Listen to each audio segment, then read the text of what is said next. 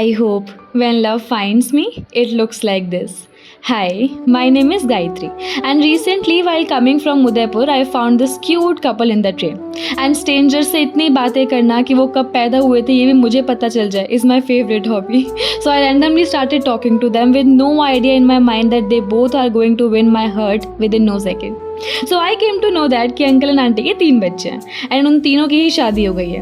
Uncle अब retired है, so they both decided to wander the world together hand in hand.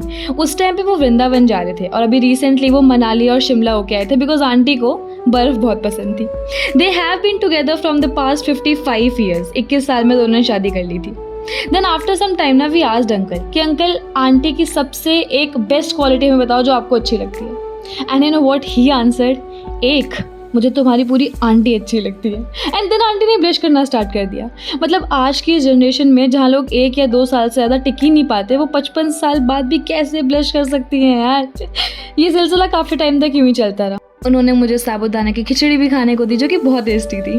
अच्छा, उनके सामने ना एक न्यूली मैरिड कपल बैठा था जिनकी शादी को ऑलमोस्ट 1 ही साल हुआ था and they had a love marriage.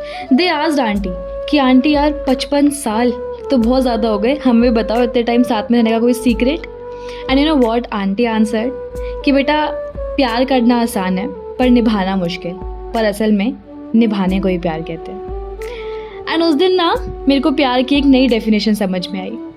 My dear friends, love is not just a feeling, it's a choice you make every single day to choose that person even when things go wrong, to choose them when they forget to say sorry, when they snore too loud or leave the lights on, when they become fat or thin, when their hair turns grey and their steps grow slow. It's a commitment. It's a commitment to sit beside them not just in candlelight dinners but also while eating simple khichdi on a quiet evening in old age, smiling at the memories and not the screens, choosing that person again and again. That's called the love. Not just a feeling, but a powerful decision to stay forever.